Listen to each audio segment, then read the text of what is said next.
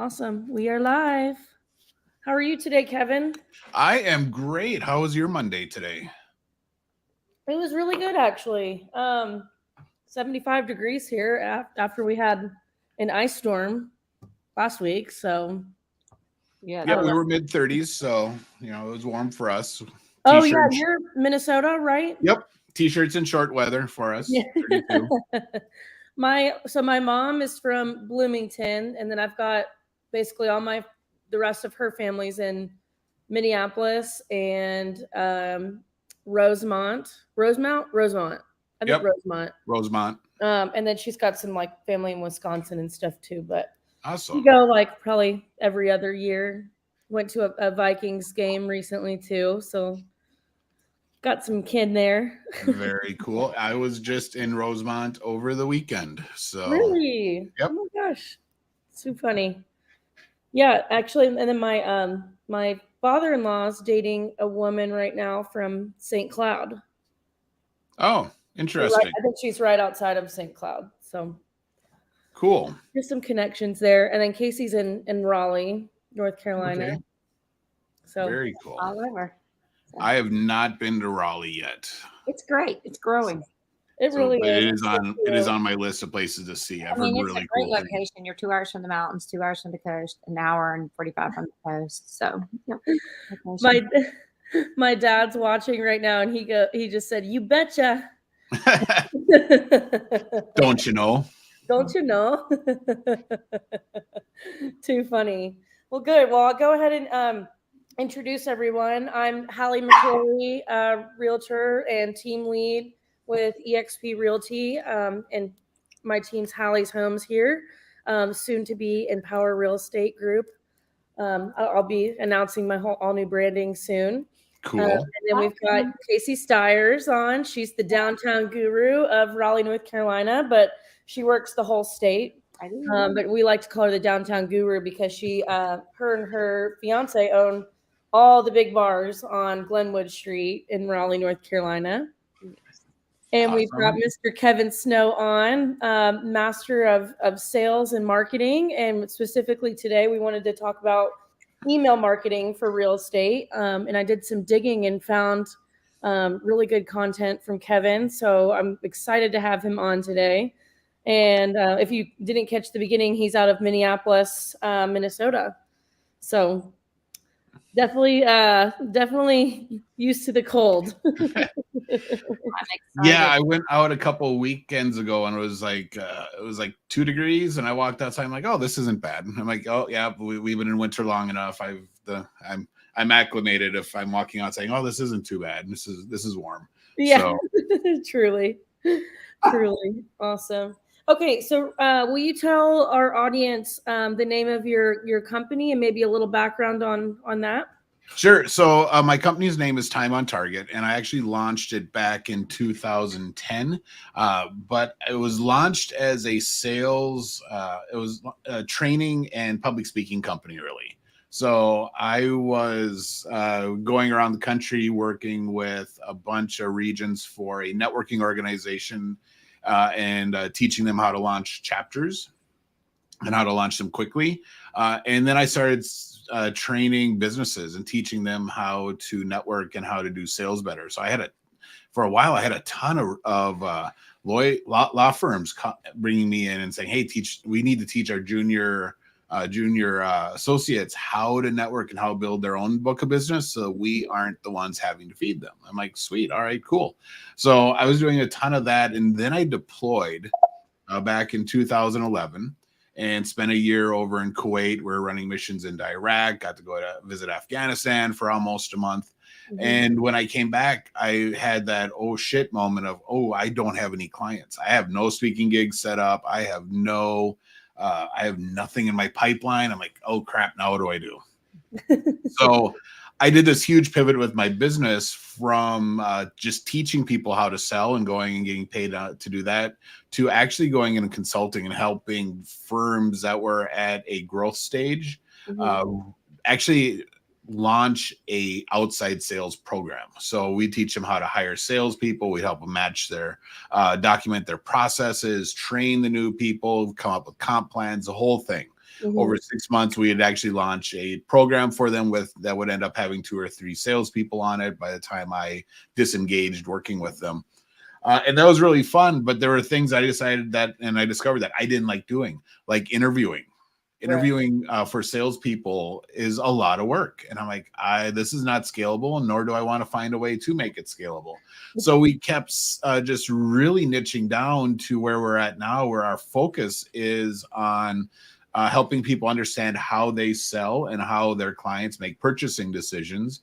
But then how do you integrate technology into that process? So we do a ton of stuff working with clients on their email marketing and integrating it with the sales process, and then using it to actually generate pipeline for them, CRMs, all that type of really cool sales and marketing tech is where we really shine. Love it. You know what? And I'll go ahead. Are you time? What is your website again? And I'll put it in the comments. It is time-on-target. Perfect. .com. Yes. And we did, for those of you who follow our link tree, we do have that in our link tree for this week as well. We'll put that in the comments there. Awesome. So are you Air Force or? Army. Army. Okay. Sorry to get that. I know that's a big competition there. So sorry to get that right. Oh, no, that's fine. My business partner for Success Champions is a Marine. And his brother is a Marine. So we are always tormenting each other. So it's all good. Yes. I've got a veteran that's on my team, James Phelps. James He's Phelps, usually on here. He'll probably chime in if he's hearing it. Yes. Cool. Love it. Well, I just I wanted to bring you on because, with this shift in the real estate market, ever since, interest rates rose last summer, so many key figures in the real estate industry have been pushing, get back to the basics. And email keeps coming up. One, for that. Two, with social media becoming so much bigger and therefore, people's accounts getting hacked. I keep hearing the email coming in there too, where, people need to have a good email or a good database of clients where they can email out in case their social media does get hacked and they need to start over. So I thought it would be best for us to bring on someone who is an expert in this. Cool. And I guess just even doing some other research, I think it was an article in Fit Small Business. I'm not sure if you're familiar with that publication, but they were saying that email marketing is associated with 5 times more conversions than social media marketing, which is, that's crazy to me. But I guess when you think about it, I guess a lot of social media is more of the brand awareness as well. So, and then email marketing can be very targeted, let's take action right now, funnel the clients in. Yeah. So social media, you can get conversions off social media, but it tends to be more of a transactional type sale. You'll see, here's the coolest new product you need to buy for Christmas for your niece type stuff. And people will click through and they'll do the impulse buying. But for larger transactions where there's some sort of relationship involved, very few people are going to click through the social media and then just buy right away. Mm-hmm. So social media is really great as an entry point. And if you set it up correctly, you can use it to funnel people into your email list, where you then can start utilizing email to do training. And, that's the value of email.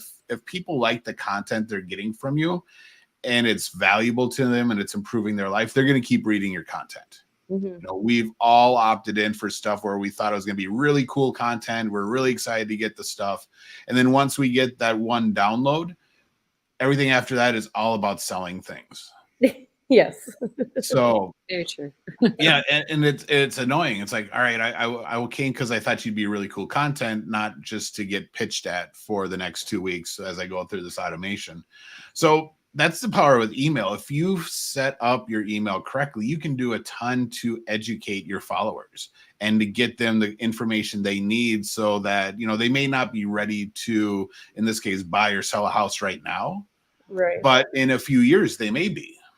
And if they're reading your information, they're saying, wow, they are, Casey's really doing an awesome job of, keeping me abreast of what's going on in the market and helping me understand all the ebbs and flows.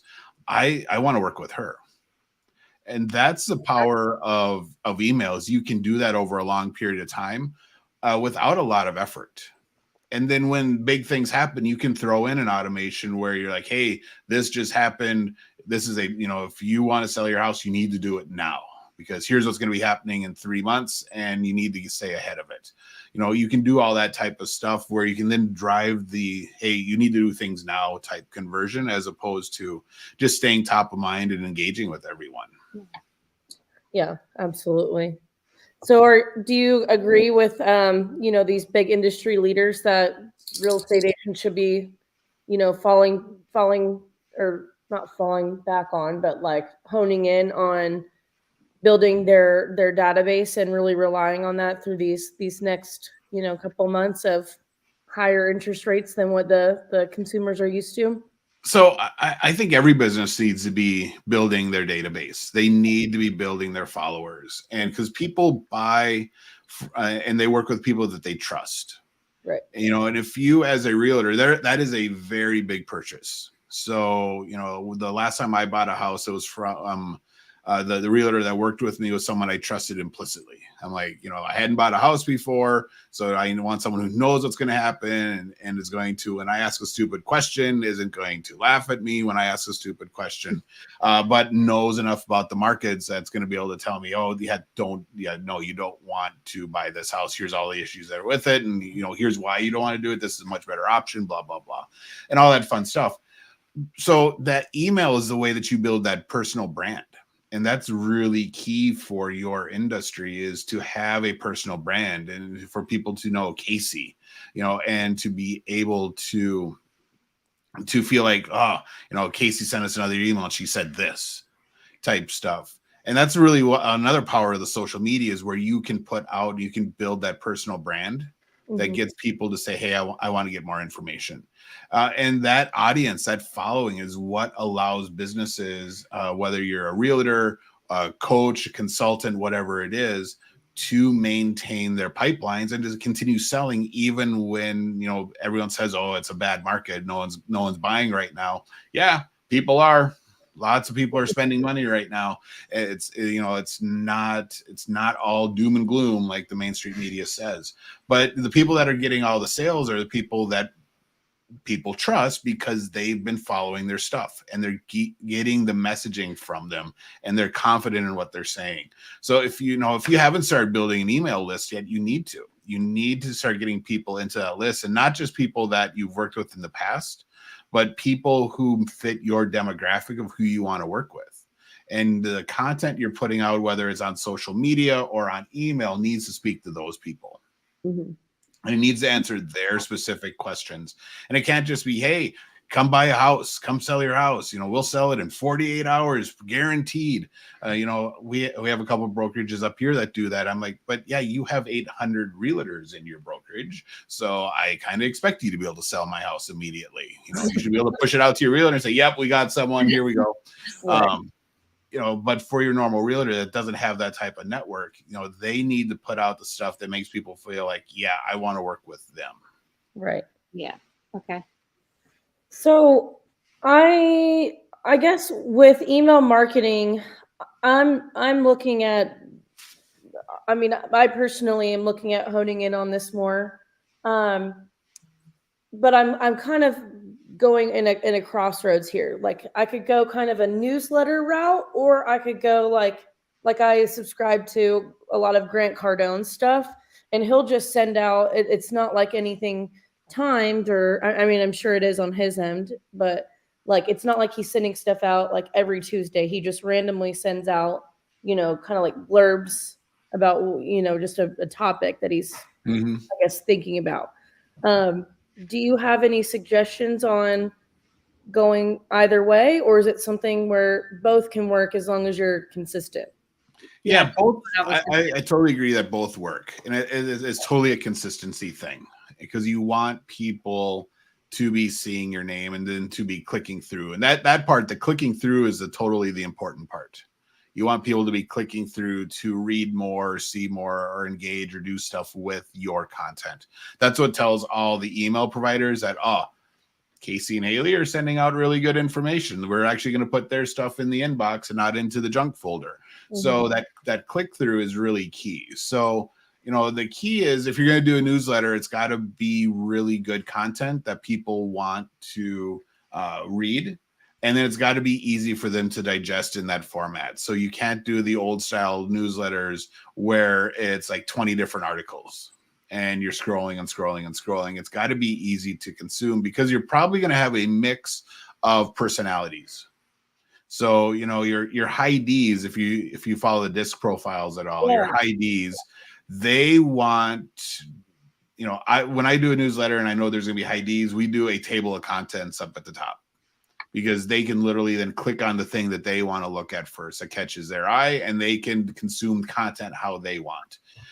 So you have to think about who your consumers are. If you are working with a lot of you work more with older people, then that's you're helping them downsize, sell off, the family house and go moving into something that they can still manage and do stuff with.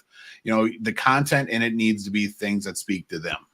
You're probably not going to be putting content in your newsletter that's talking about here's how you run investment properties. Because they're gonna be like, I'm 70, I don't want to do investment properties. You want to get them the stuff that they're like, yeah, I've been wondering how I actually pare down all my stuff, and that type of information. So we do monthly newsletters that go out on the first every month, and we try to make the articles tiny, like do a marketing update. Yep. And we try to add just something just something that will hit different people, and then something pet related kind of Yeah, thing. and you can do different things. So you can have a newsletter that you send out, let's say, to people who just purchased a house through you. So it can be that kind of everybody in our thing, and some people is unsubscribed, and some people haven't. So yeah, what I'm thinking of is people who literally just purchased a house, like in the last week. Okay. And you can send out a 5 email campaign to them. It's just all on information for them to what needs to be done now that you own a home. All the little tips and tricks. Make sure you do this. Make sure and then it's depending on the time of year. In Minnesota, at a certain point of the year, we need to blow out our sprinklers so that they don't freeze in the winter. Okay. So, putting in those types of tips for the new homeowner. Hey, you've been at your house now for a month. Here's a couple things you should be looking for that most people won't notice right away, but now they'll start hearing creaks and all these things. Here's what they might mean. Or, and then go in from that first 5 that are like immediate things for the homeowner that are like, hey, here, and you can throw in some really cool things like that. Maybe you do a deal with a local craft store or a furniture store where they'll give a percentage, a discount. So there's a coupon for the new homeowners to go into their store and buy cool stuff for their house. Oh, I love that. But then you can add in things down the road based on time of year. So they get the hey, new homeowner 5 emails, and then you do something around when it's time to turn on air conditioning. And how to, like I didn't know that you could, on the ceiling fans, that you could adjust how the blades are angled, and it's either going to pull heat up or push heat down. And I'm like, that's kind of a good thing. I was 45 when I heard that. I'm like, I would have liked to known that earlier in my homeowner's career. But fun tips like that. You need stuff at the beginning of winter. Here's how Christmas you can do something. Here's how to hang lights without damaging your shingles. So you can do all that really cool homeowner content that helps them enjoy their home. But it's not you saying, hey, it's a good time to buy or sell a house. Here's what the market means. Yeah. Because these people who just bought a house, probably aren't looking to buy a house again. Mm-hmm. So really hone in on segmentation then. Yeah, totally. And then, you probably have people who are investment homeowners who are looking for the next home that they can flip or fix up and then rent out and do all that type of stuff. Send them stuff on the market because they want to know, hey, is my money going to go further now? Is it not going to go further? Give them tips on saving money on the remodel, all that type of stuff, and then, cool new products coming out for, wall coverings or floors and types of stuff like that is going to interest them.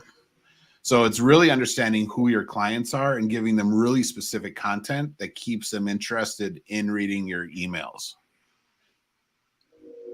Gosh, that was like so many good ideas. Just I know, right? Like 2 minutes.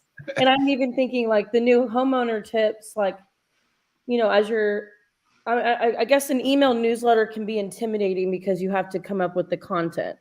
And now, of course, like with ChatGPT, we can come up with some ideas quickly. But I'm like, well, you could even rely on some of your partners to help you create that content, like get a home inspector to, make them like the sponsor of the little part of that newsletter, and have them provide the new homeowner tips, I guess. Yeah, because in where I live, we have all 4 seasons. So, in winter, the big thing for us is ice dams on the roofs. So, having a home inspector talking about that type of stuff. What was that? I don't even know what that is. Southern ice dam. Pete is probably texting you as we speak. How do you not know what an ice dam is? I know. So an ice dam is when you don't have really awesome insulation on your roof. So there's some heat escaping and it causes all the snow that accumulates up there to melt. But then when it hits the edge of your roof, it freezes again.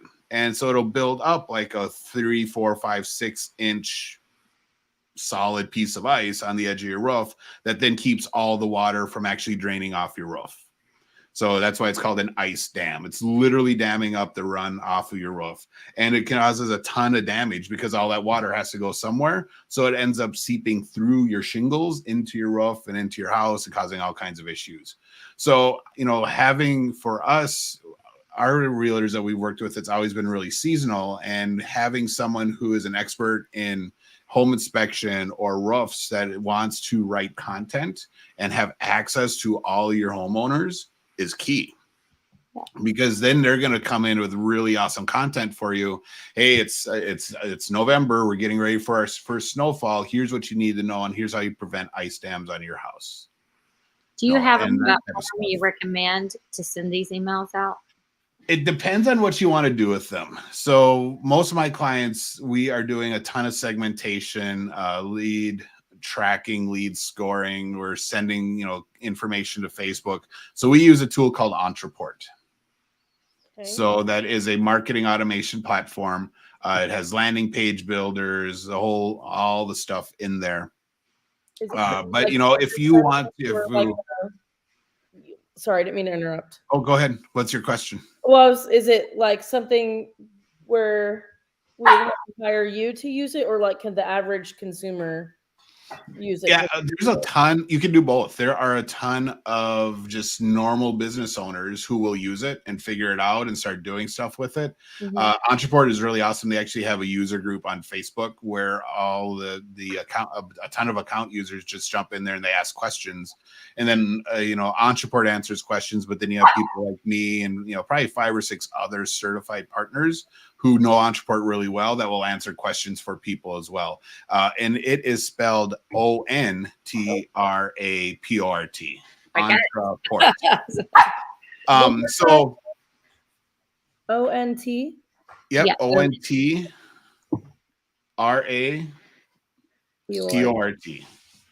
Okay. So it's really cool and it's really powerful and you can do some really cool stuff with it. But for most people, if they're just getting started out with email, and trying to build their list, you can go something really super simple like a MailChimp or a Constant Contact.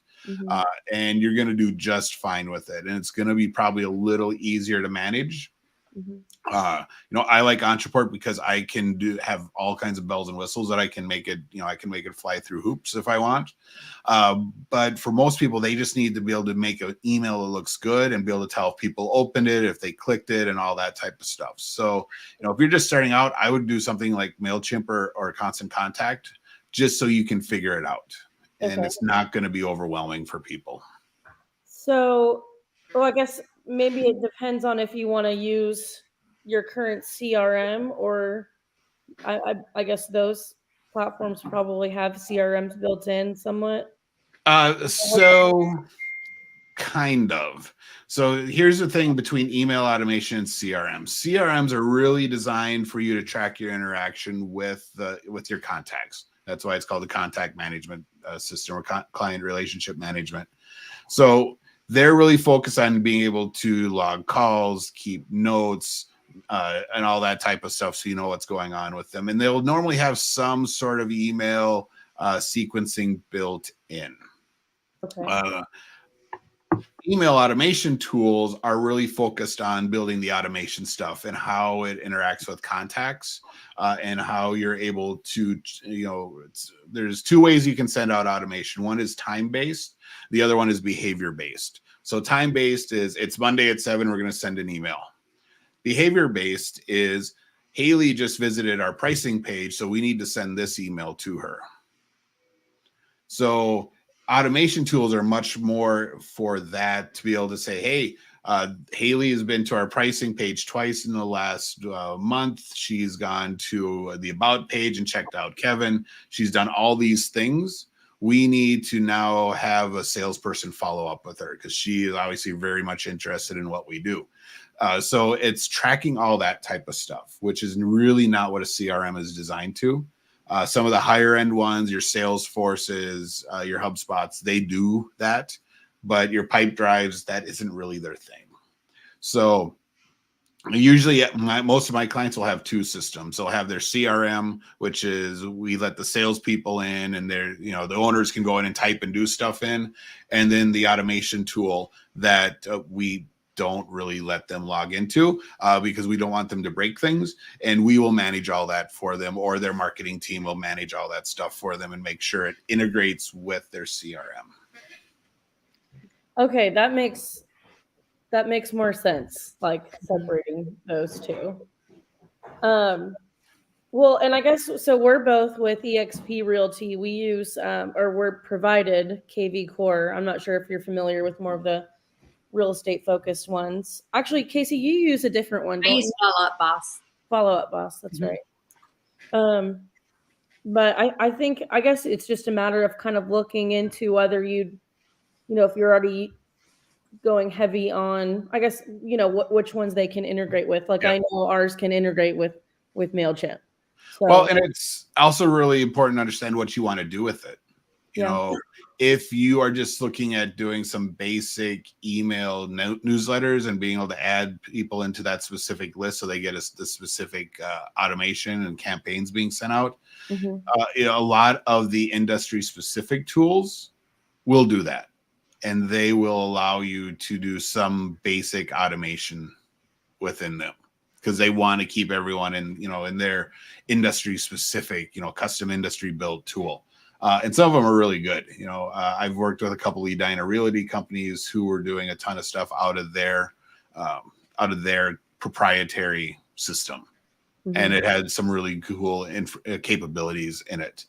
Plus, it allowed them to integrate in with their MLS, which is also very nice, because then you can, if you set it up correctly, at least for them, we were able to set it up so that when they were sending out emails to people that they thought, all right, so they've been in a property for so long, they're probably at the point where they're looking at things and looking at options, to be able to send out, hey, here's some things in your neighborhood that you might be interested in looking at. So you could insert those right in the email. But,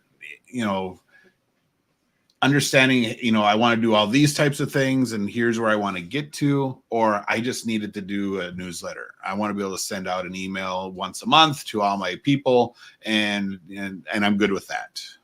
If that's where you're at, your system you're using with your brokerage is probably good enough. If it has some email capabilities, go ahead and do that.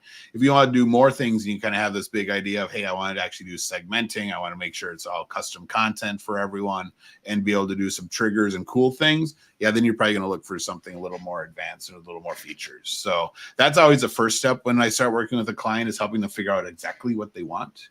Because they all say, oh, we want email marketing. I'm like, awesome. What does that mean to you?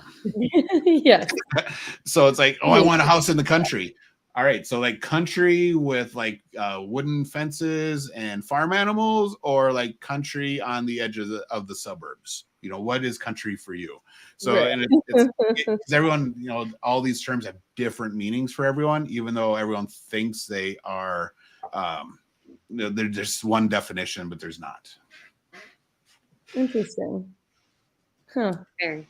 So, Casey, did you have any other questions? I don't want to interrupt or anything. Well, it sounds like I need to, since I'm doing the newsletter, or I should say my assistant's doing the newsletter, let's be honest. She does it every month on the 1st. It goes out. And it has small paragraphs, market update, yep. Like something to, pet related, something health related. We chop it down to that. And then we have a creative title on it. But it sounds like I need to be doing something mid-month as well. And I would look at, maybe something to my previous clients, just an email to them. I would look at maybe doing it on a different day, because the first of the month, how many other people are sending out first of the month type newsletters? What day do you recommend? So if you have a ton of stuff that's going out on a specific day and time, then it becomes much harder for people to sort through. Okay. I know, like I was at drill over the weekend, so I was going through email last night when I got home, and I literally, anything that I was not specifically business related, or that I did not have some sort of actual relationship with the person sending it, delete. I deleted just a ton of stuff out because I hadn't looked at my email much over the weekend. So all that content, gone.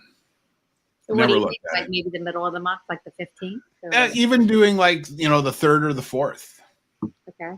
Just a different day. Instead of a Monday morning newsletter, do a Monday lunch newsletter.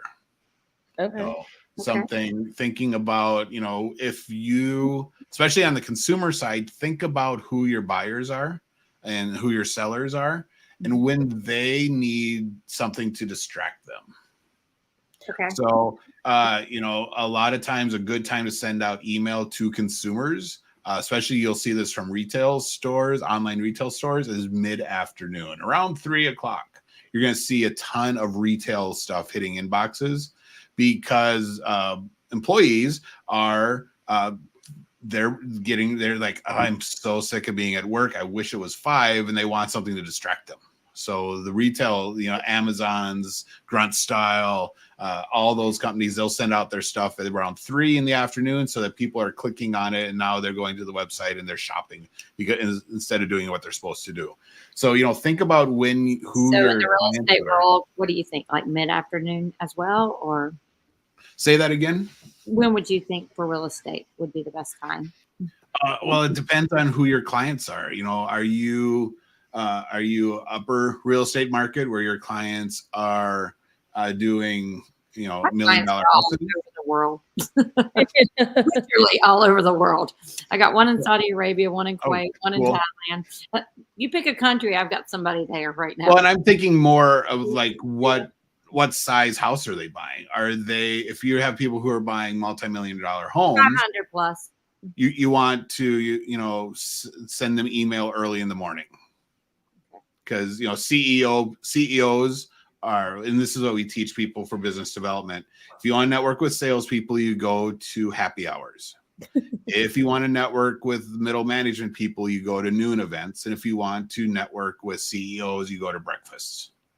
So, if your clientele are doing high-end housing, you're going to want to send it earlier in the morning, because they're up, they're working out, they're getting all their stuff done, and they're going to look at their email at that point. If you send it later, it's going to get lost in the shuffle.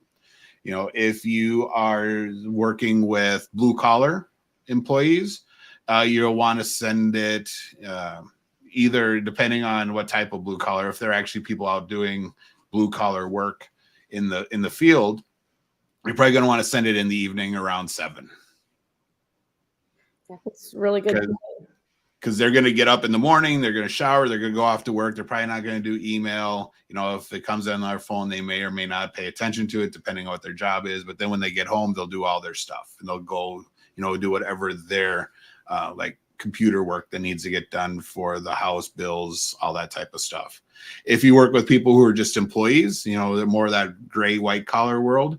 You know, mid-afternoon is great because they are looking for a break, or right before lunch when they're starting to get on the computer and they're searching, oh, what are we doing for lunch today? Or they're getting ready to nuke the food they brought from home, and then they don't want to do work while they're eating, so they're looking at other stuff. So giving them those outs is a great way to use their time and make sure your stuff gets in front of them. This is bringing me back to my time in the corporate world. Yes. Yeah, and we teach when we do this with because I do a ton of B2B. Most of my clients are all B2B. It's idea is, you know who your client persona is. Right. You understand, hey, my clients are 35 to 50. They're making about, you know, $350 a year, and they hang out at these places online.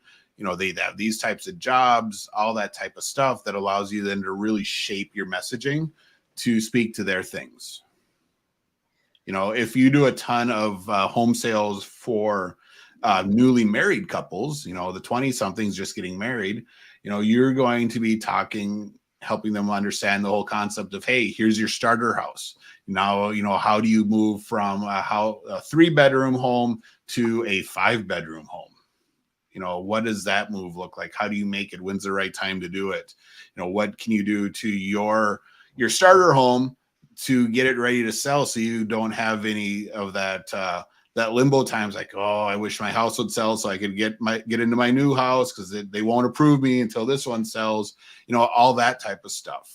You know, me, who is now 50, that information would not be as meaningful to me. I'd be like, oh, they don't get me. But the younger couples be like, oh, this is really awesome. That's cool. So what about, when we're talking about timing, what is your suggestion for the real estate industry on like number of touch points? Or like so on each different, you know, realtor. So I think you want to go conservative, because your audience, you know, once they've bought or sold a house through you, they're probably not going to want to go through the process again, no matter how fun it was with you.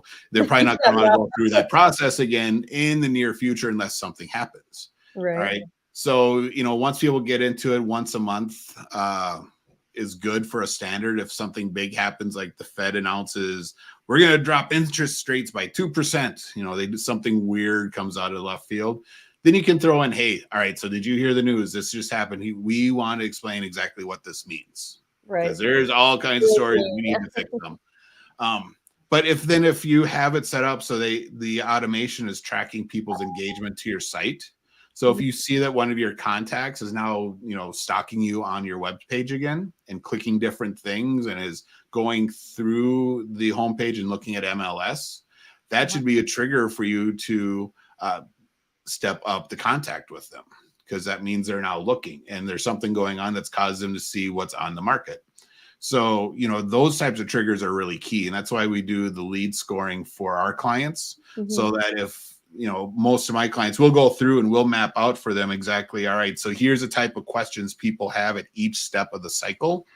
And so that we know that, all right, so if they click on any of these pages, that is a definite, they need to talk to a salesperson. We need to move them up. They're doing this. They're at that point in the cycle where it's appropriate to have a salesperson hound them. So we're going to give them to a salesperson at that point. If they do other stuff, we're just going to keep track and make sure that they keep engaging, and then send them content that matches what they're looking for. So for in the real estate industry, the goal is, you know, if someone clicks through to your website, is searching around, you need to figure out what the right level of engagement is from them to say, hey, we need to have Casey give them a call, or, oh, this person's been on all these pages like 3 times in the last 5 days. I'm going to reach out to them and see what's going on. So that's one of the powers of the automation, is you can actually know what your contacts are doing. And it's not just, oh, I hope they reach out and call me. You can actually be proactive and say, hey, we saw that you were checking out our pricing page. I wanted to give you a call and see if you had any questions. Yeah, okay. That makes sense. And it's more of like a warmer conversation. Yep, totally.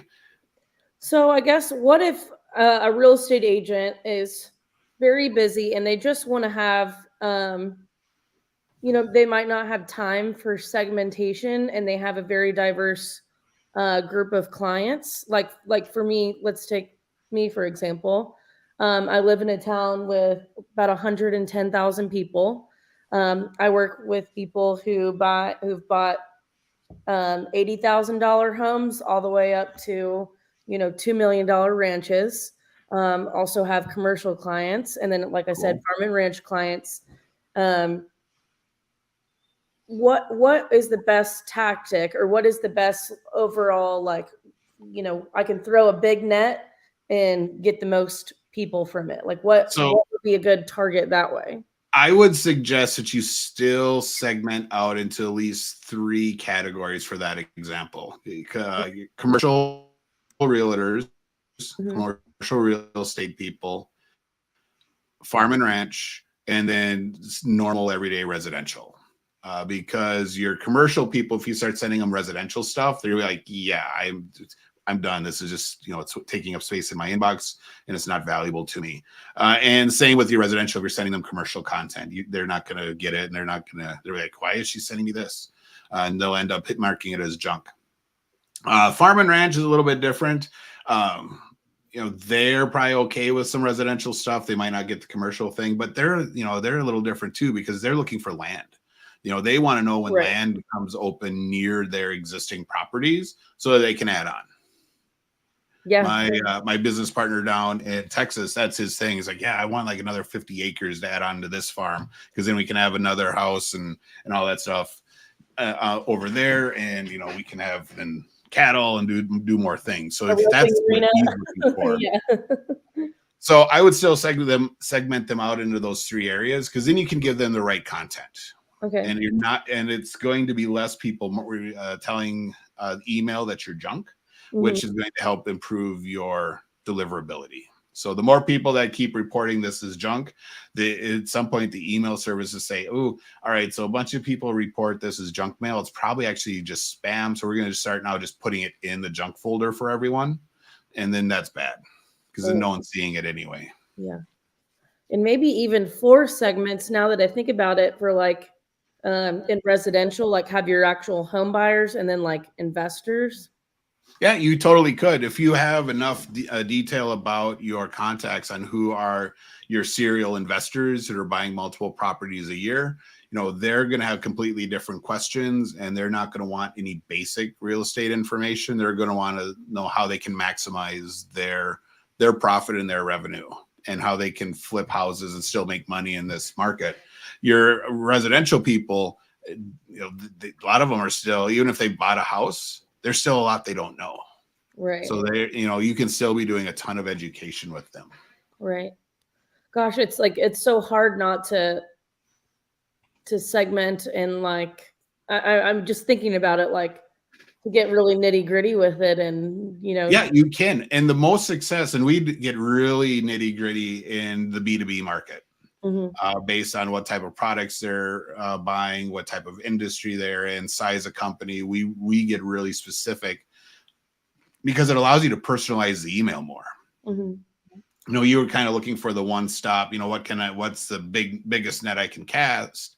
Well, the thing with really big nets is a lot of stuff gets away. Right.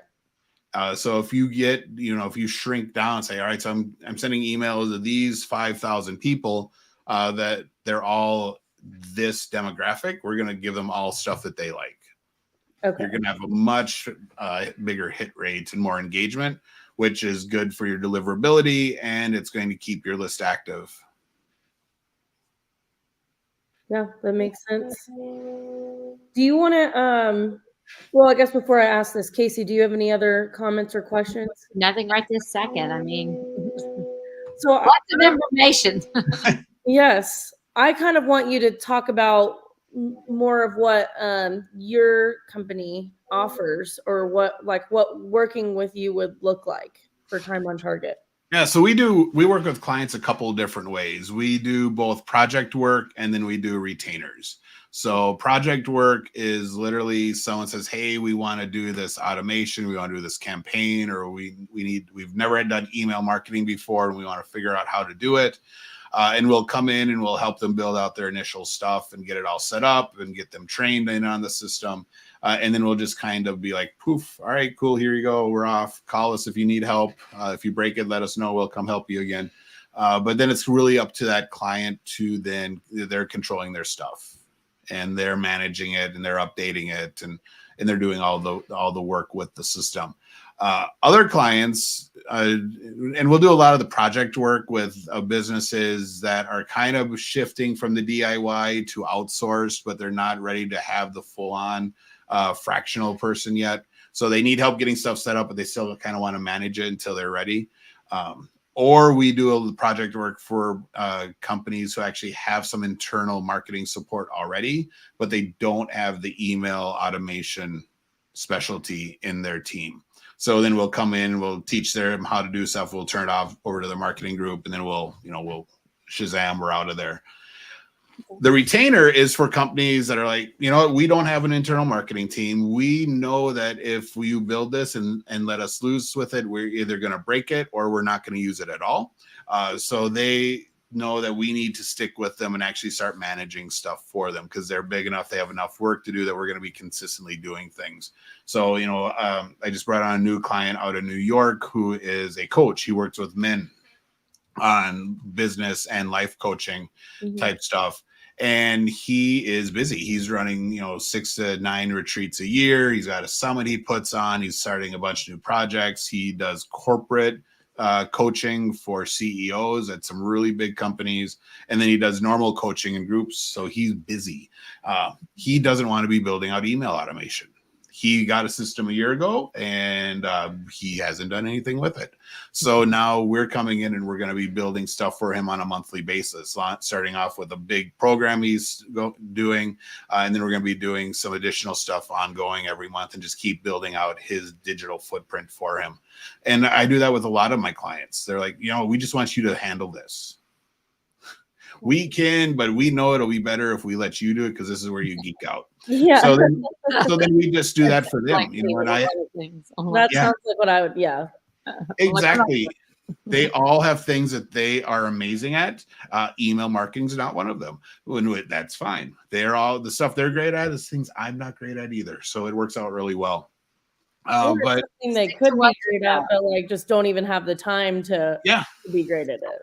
Oh, exactly. Especially if you're in a business that's scaling. There are you need to figure out how you're spending your time. Are you spending your time on actually generating revenue?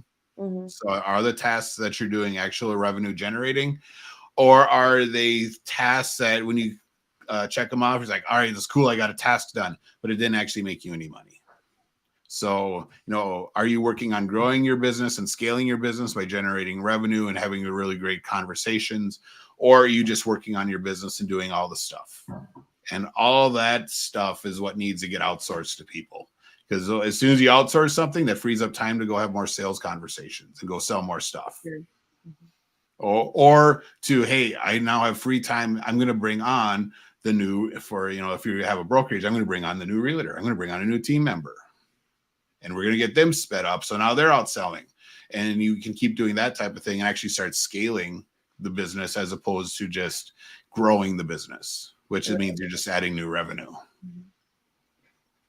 Gosh, lots to think about. I know, right? Yeah. That's a fun thing about being a business owner, whether you own a real estate brokerage, you run a real estate team, you have a brick and mortar store, you are in digital marketing, a coach or whatever it is, it's this constant state of challenge. You get to one level where you're like, this is awesome, I made it here. Well, it's like, well, now how do I get to here?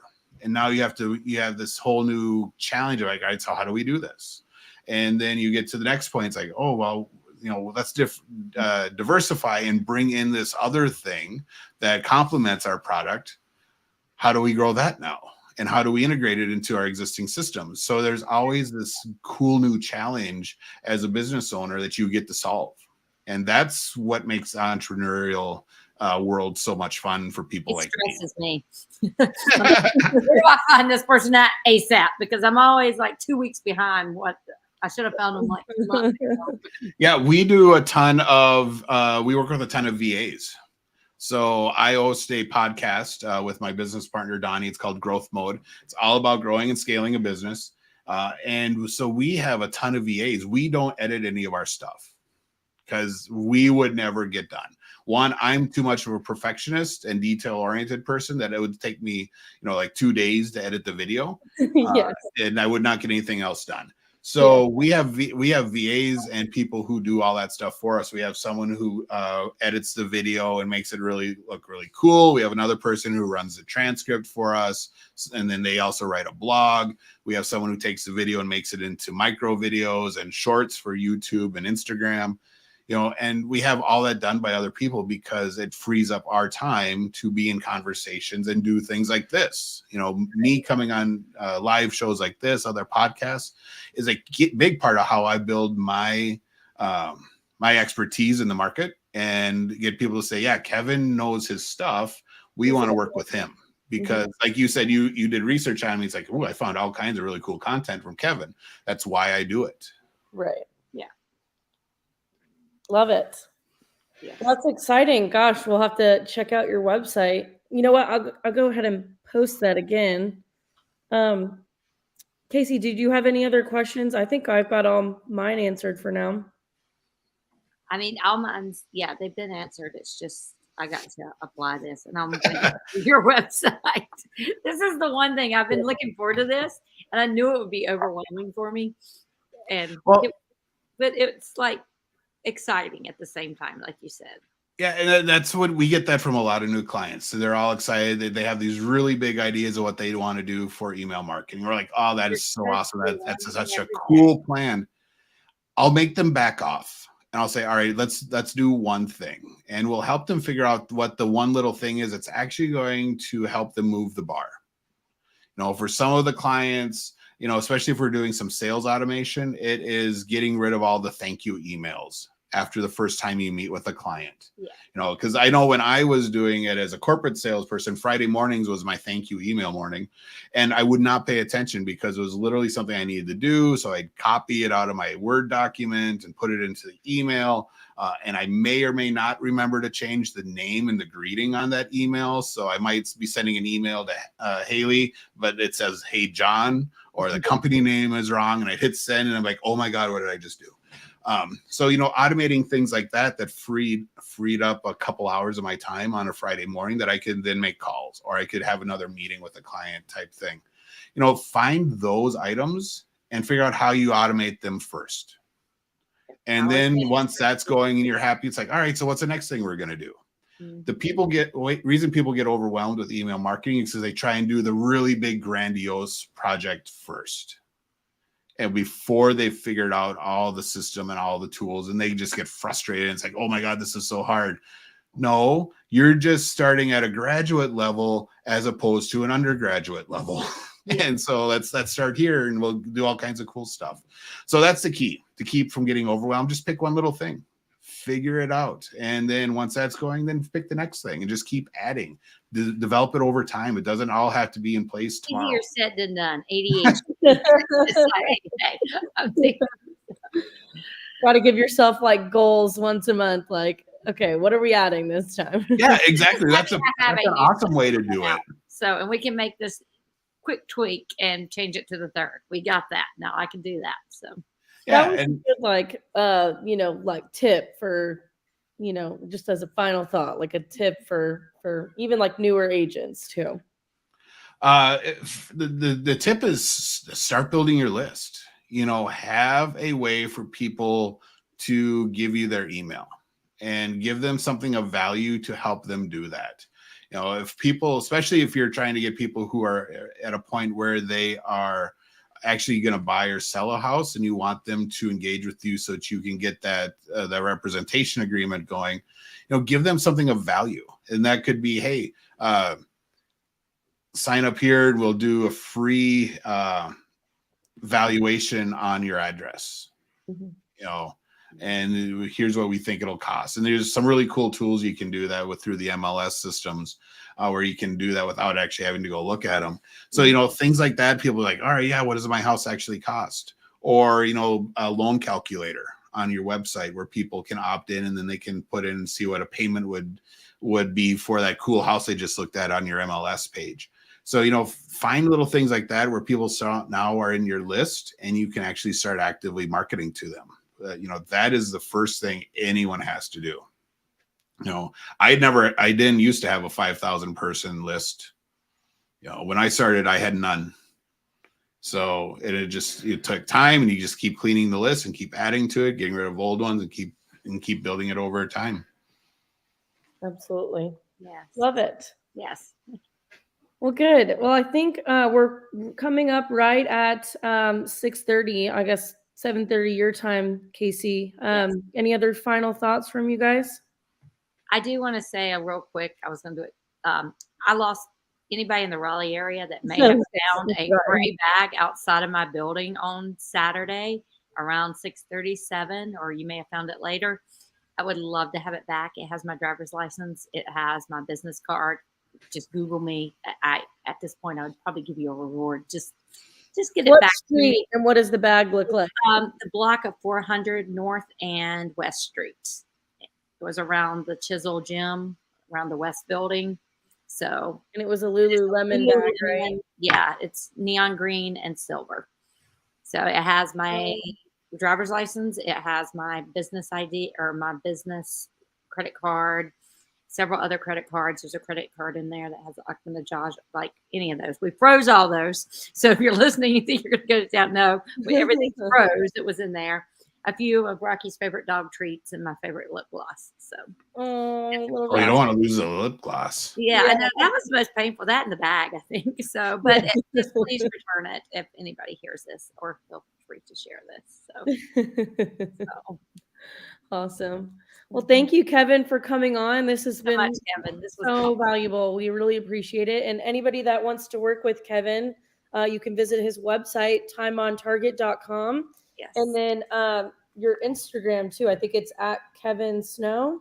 Kevin E. Snow, I believe. Kevin E. I'm going to find you now and follow you. Perfect. And then check out Growth Mode on your favorite podcast service. Yes. It's me and my business partner, Donnie, and we talk about all the things you need to be thinking about as you grow and scale your business. What did you say your handle was? Kevin Snow? Kevin E. Snow. Kevin E. Snow. Kevin E. Snow. That is it. Perfect. Yeah, and so you guys do more than just email marketing. It's a whole suite of sales and marketing tools, correct? So there's a couple different companies. I have Time on Target, which is my sales and marketing email marketing system. But then my business partner, Donnie, and I have a company called Success Champions. And we are a business growth company with a networking problem. So we work with businesses all over the country who are trying to grow and scale their business. And then we also have with that networking groups, networking chapters all over the country for our clients to actually interact with each other and actually work on building their business and growing. I love that. That's awesome. And especially, in this day and age with how easy it is to connect with people anywhere in the world. For sure. Good. Well, thank you so much for coming on again. This has been super valuable. And it looks like for others too, based on the comments we're seeing. Yes. Gosh, we really appreciate your time, Kevin. I know you're busy, so. Yeah. Thank you so much for having me on. It was a really fun conversation. Love it. Thank you. I was looking forward to this one. So lots of tips today. Love it. Well, we'll see our audience. We'll be back on this coming Monday. I believe it's going to be your insurance guy, correct? Yep. Casey? Talking all things all types of insurance for home, commercial, Farm and Ranch, you name it. So stay tuned. Valentine's Day special. Yes. Right. Love it. All right. Thanks, guys. Everybody have a good Monday. Have a good week. Thank you, Kevin. Yep. Thank you.